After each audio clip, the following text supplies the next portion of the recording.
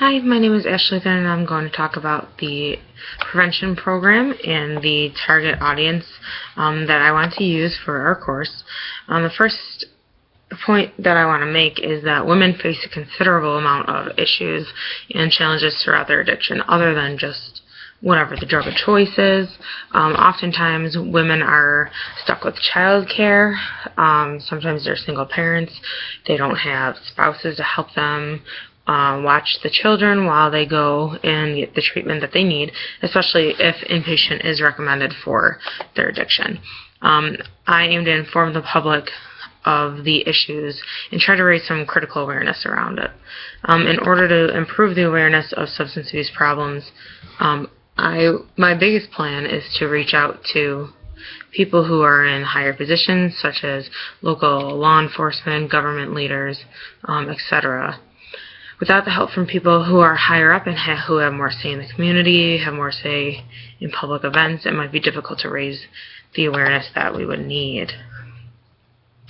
Politicians and government leaders alike need to be aware of the difficulties that women face, whether it's helping give a grant in order to get daycare while women go treat their substance abuse or their addiction issues.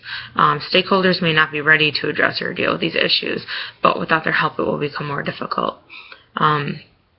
Single mothers especially have an issue because, like at the clinic that I work at, they bring their children with them, and then the children are distracting throughout the session, and it can be really hard to really focus on the treatment that is needed.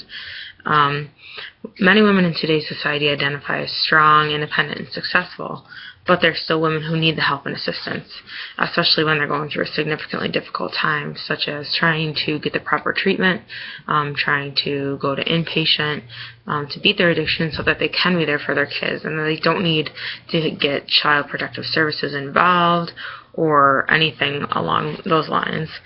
New opportunities can be created by reaching out in the local community centers.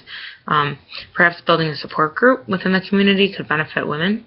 While it would be primarily a self-help group for addiction, it could be open to women who are battling any types of issues, whether it's a mental health issue, a family issue. It would really just be a general meeting for support.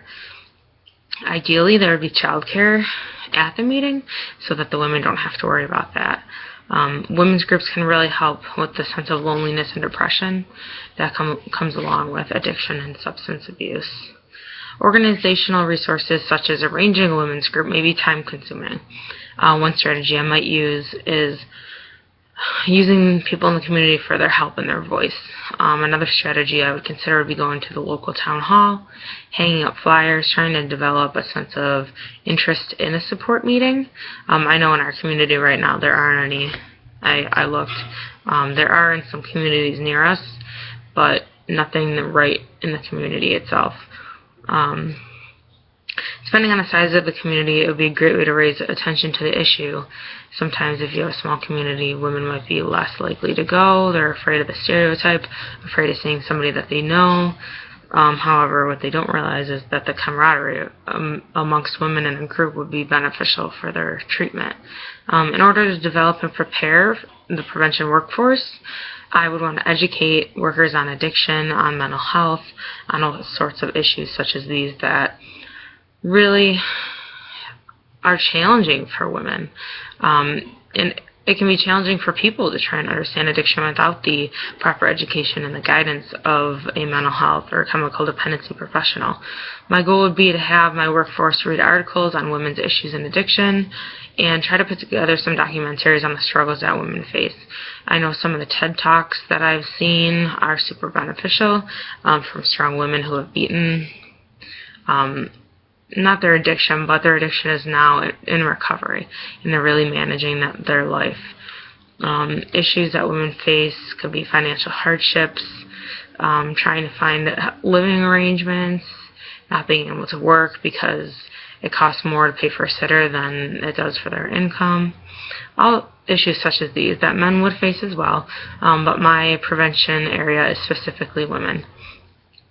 I think community involvement is huge, and I think the more that people get involved in their community, the more likely they are to really get that support.